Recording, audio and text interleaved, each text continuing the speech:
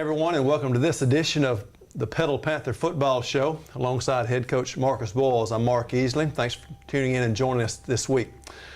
This past Friday night, the Admirals of Gulfport High School made the trip up Highway 49 to take on our Panthers. And anytime you go against a Eddie Pierce coach team, you know you're going to get a physical football team that you're having to play against. Had good size, good speed, but going against an old friend of yours as well. So it had to be good from that standpoint, but always tough during those 4 quarters of play. It is. Eddie and I go way back to when his days at Jones and as an assistant and then as a head coach, just recruiting the schools I was at. And so, it's good to see him. He's done a great job with Gulfport, and like you mentioned, well-coached, physical football team. That's what Eddie Pierce is known for. And we saw that, especially on the defensive side, always known for a good physical defensive team. And the Panthers was able to squeeze out a 28-21 win, to pick up the first win of the year, even their record at 1-1. And when you looked at scouting them this year, a different type of offense, they went to a triple option offense. And I know from a coaching standpoint, you had to be concerned because you have a number of first-time starters with 1 game under their belt, but preparing for that on a short week as well had to be tough. Yeah, I kind of feel like felt like people that played Georgia Tech. Yeah. I mean, that's what, like you said, a lot of first-year guys, and you have, basically 3 days, really, when you look at it, Monday, Tuesday, Wednesday, to get ready for that type of offense. And so, our kids, a lot of first-year guys, and all they ever see in practice is either us or like the week before that was Hattiesburg, the week before that was Northwest Rankin, which are spread teams, and all of a sudden now you get a team that we thought was going to be under center running triple option. Of course, they kind of threw a little monkey wrench at us of that too there. Eddie did, change things. Still running the same option because they were in the gun. So it was a unique challenge for our defense. And when you look at the guys, had said one game under their belt and preparing for that. Let's talk about the young guys, but inexperienced guys. What are you looking week to week to see from them? Really just getting better. And when I say that, making sure that we're not having the blown assignments in the second week that we did against Hattiesburg, and even going back to Northwest Rankin, that we're not having those same problems because, you have unique problems. You have problems each week that are different, but if you keep having the same problems like against Northwest Rankin and even Hattiesburg, I thought we missed some tackles. Yeah. I thought we didn't do a very good job of tackling. I thought against Gulfport, we did a good job of tackling, and so we got some things fixed. We didn't get it all fixed, but that's the main thing is, are the problems that showed up against Northwest Rankin and Hattiesburg, are they still the same problems that showed up against Gulfport? And you talked about tackling well, the defense, something we're known for, have 11 guys running the football, played really good defense. And by my numbers, we held them to a rushing team 131 yards. So did a real good job there. And I mean, you look at it, that line, the 2 running backs, they were fullbacks, now they're running backs, are big kids. Both. One was a defensive end, weighed about 250. The other one was a linebacker that had not played the week before, who's their best player. He didn't play on offense the week before, and he's a 210, 215, I don't remember what, 27, how big he is. So that was a unique challenge. In the quarterback, my goodness, I didn't, watching him on film, didn't realize how big he was, but in person, you saw he's a big, good-looking kid. He is, and then the speed they have on those wing backs and the quarterback, you can't duplicate that in practice. No, and so it presented a unique challenge, and like you just said, I thought our defense handled very well. And what our defense also did was create 4 turnovers and converted 3 of those into scores, missed field goal on the other one. So an opportunistic team Friday night, but give defense credit. They created those turnovers, put a helmet on a football a few times and knocked it loose. Yeah, again, you're pleased with that. You preach turnovers to a certain extent in practice. We're not one of those teams that have turnover circuits and all that, but you do preach about getting to the ball, and once you get there and secure the tackle, that next guy is trying to strip it. But you better watch what you preach too much. Sometimes they get there and try to strip it and don't tackle. But I was pleased that we did win that turnover battle, and that made, as you just mentioned, 21 points because of that. Yeah, and created the short field, and then the offense able to take advantage of that and spread the wealth Friday night. 4 different players scoring touchdowns. Your sophomore, Michael McGowan, had a good game against Hattiesburg, but again, the Gulfport defense really keyed on him. Didn't have quite as good, had one of those touchdowns too, a young guy. Yeah, Mike has done a great job for us. He's growing as a football player, and he's getting better. Gulfport bottled him up just a little bit, but some of that is just experience. He's he's got to learn to be patient with those runs. Sometimes those young guys want to score every time they touch it. Yeah. And, you know, we got to tell him, hey, be happy with those 4, 5, 6, 7 yard runs, and then those 40-yard runs will come. Yeah. It was really a tale of the first quarter for the Panthers, the middle 2 quarters for Gulfport, and the last quarter for the Panthers. But 3 back-to-back scoring drives in that first quarter, had a 21-6 lead after the first quarter, and I thought that was really set the tempo with the way our defense played, and then offense able to convert those into touchdowns. Yeah, definitely pleased with the way we got started. You know, couldn't draw it up any better. You know, our defense forced turnovers. We converted those into scores, and like you said, the first quarter and a half, we were clicking on all cylinders on offense. And so definitely pleased with the way we came out the gate. Jordan Wilson, still maturing as a quarterback, made a great back shoulder throw to Deuce Watts for his touchdown. Yeah, again, that was a play where we had an RPO, where we had to run in the pass option, and they kind of pressed us, and Deuce is supposed to run an out. We tagged the out with it, and they pressed, and so he went to fade and went through the back shoulder. So again, you know, that's what you want to see out of those guys. Are they maturing? And they are. Yeah, and you talked about the first quarter and a half clicking on all cylinders. And I think really a key play in the game, and my partner had even commented, even though it was still in the first half, maybe a nail in the coffin type play where we went for it on 4th down, and they came up with a big stop where we're trying up 21-6 and really marching the ball down the field. But they came up with a big play and then converted that into a touchdown. They did, and that was one of those, you know, if you knew they were going to stop us on 4th and 1, we punt. But, you know, we thought we had the momentum going. We thought they had not slowed us down. We'd taken it and driven out to midfield and just felt like we could convert it, and missed a block up front, and their nose guard had made a great play, and they, like you said, they stopped us and went right down and scored and made it a 21-14 ball game. Yeah, 21-14, then a couple of change possessions on the last possession, took our timeout to get the ball back with less than about 40 seconds to go, and really did a good job of moving the ball down the field and ended the half what we thought was in an exciting manner. A little jump ball in the end zone, but offsetting penalties pulled that back, so we went to the locker room leading 21-14, but you know, we sort of had regained some of the momentum with that drive there. Yeah, I thought so. I thought our defense did what they had to do. They got us out. You know, they gave our offense a chance to go down and get some points, and our offense went right down the field. And as you mentioned, we all were on cloud 9. We had 7 points, and then had an ineligible receiver downfield. One of our offensive linemen got a little excited and went running down the field, and we accused him. We told him that, you know, if it had been batted up in there, he might could have caught it. He was so far down there. But kid just, you know, hustling down the field, but he's got to be a little bit smarter than that. And that comes with that maturity and the game experience too, because that's one of the new guys. It is, and he, you know, the guys got on a little bit about it during the, you know, at halftime, but he, you know, he won't do that. He won't make that mistake again. Yeah. So Panthers led 21-14 going to the locker room. Let's take a look at those first half highlights.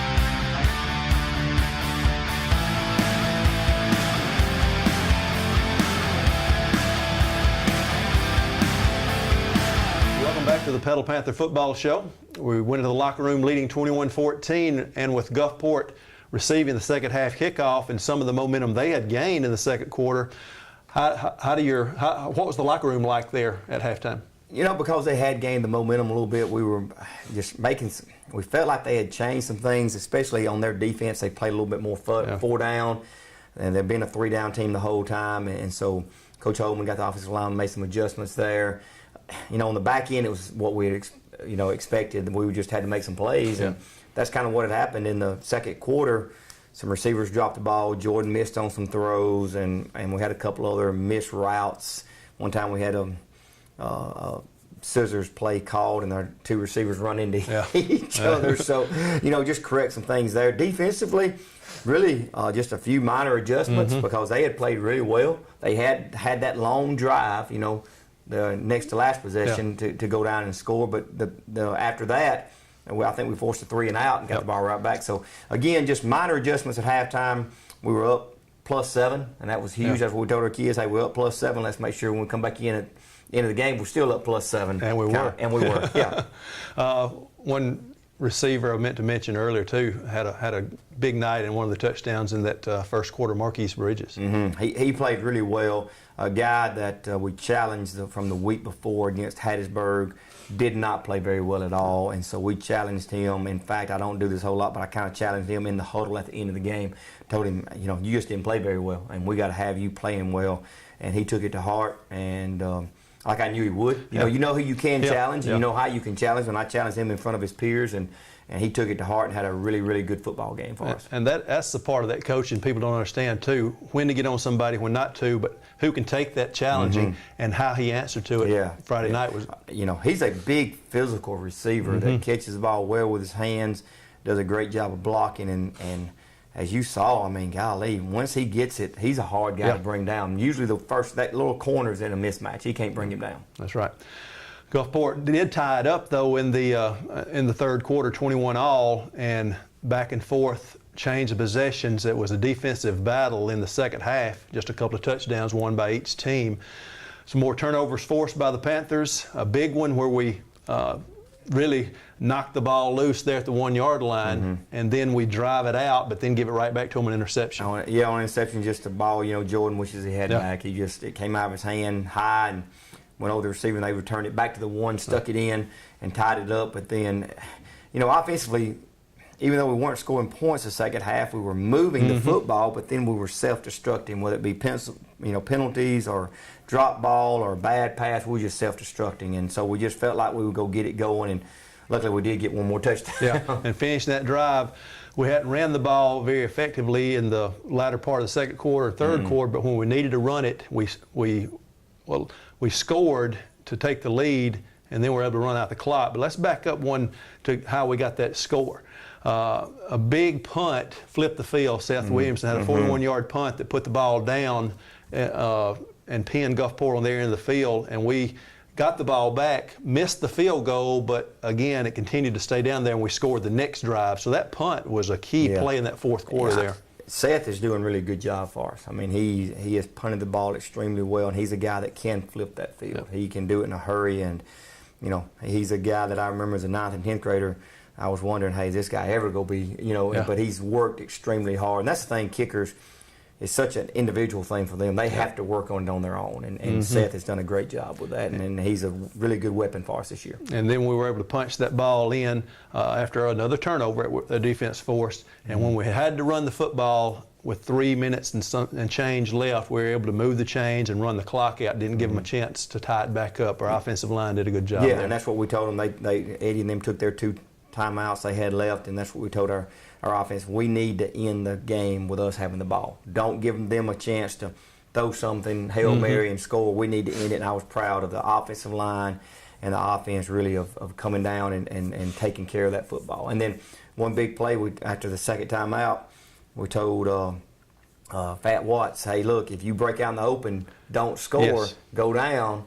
And so I don't know how he did it, but he did. He broke out and he slid down to keep us the football, because you don't want to score. Everybody says, well, you're going up 14. Yeah, you go up 14, and if you kick off and they return the kickoff for a touchdown and then get an onside kick.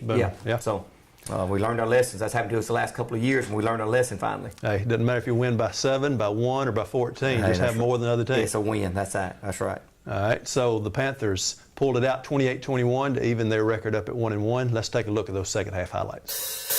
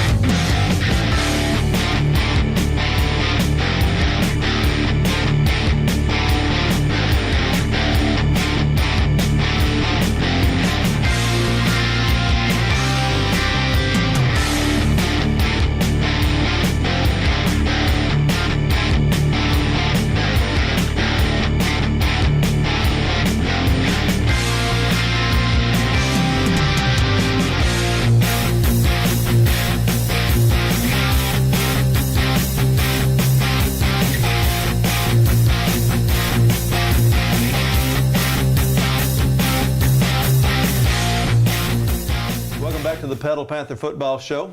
The Panthers pulled out a 28-21 win over Gulfport to even their record at 1-1. And you talked about not wanting to make the same mistakes from week to week. Evaluate week one against Hattiesburg to how we did this past Friday night against Gulfport. I thought defensively we played really well. I thought we grew up. I thought we didn't, as we mentioned earlier, we made the tackles. Not say we didn't miss any, but we made the tackles. We did a good job in coverage. I think we had one blown coverage. Again, a guy rolled down, the other guy didn't roll back. That's going to happen sometimes. So I thought defensively we played really well. Offensively, I thought we came out the gate playing extremely at a high level. And then, as you mentioned, second and third quarter, we kind of got in a funk, for lack of a better word. But then in the fourth quarter, I thought we made some plays. Again, receivers made plays, quarterbacks made plays, and the running backs made plays. So in seeing that improvement week to week, getting ready for division play, region play, that's what this pre-region schedule is all about. Yeah, and for all of our guys that are we're so inexperienced, and that's not an excuse, but every time we go out against another opponent, our kids are getting a little bit better, and that's what we want to continue to see. All right, we'll talk about going out the next time. It'll be this Saturday, 2:30 kickoff in New Orleans against Brother Martin. All right, Tell us about them a little bit. You know, they're a little different in Louisiana. They get to play a scrimmage and a jamboree, and we are their first real game. So we don't have a lot of film on them, but we know traditionally what they've been, and they were a really good football team last year. They made it to the third round of the playoffs, I believe. It's a school that is very similar to us in their demographic makeup. It's very similar to us. And they're very well coached. When you watch them on film, if that linebacker's supposed to drop in the curl zone at 12 yards, and he's dropping in the curl at 12 yards, not 10, not 11, not 13, he's at 12. And so very well coached. And you look at them as an offense, same thing, really good quarterback, special teams, they do a great job in the kicking game, so they're not beating themselves. And you know, it's kind of what I hope we are is, you know, a team that plays hard, well coached, and not beat themselves. Yeah, fundamental football team we're going to face. Right. That's right. Got to be an exciting and also a challenging game to play somebody outside the state too. Oh, it is, and it's something we wanted to do last year, and we got to look in what we could do different. And New Orleans, hour and 45 minutes, not that far, and so we thought this would be a unique experience for our kids and for our fans. Obviously, it's Saturday afternoon. We would like to play it on Friday night, but it's the luck of the draw. They play in a city stadium that seats about 25,000. So there's about several other schools that use that facility, and so we just got the luck of the draw playing on Saturday afternoon. So we'll take it. It doesn't matter. We'll line up. Yeah.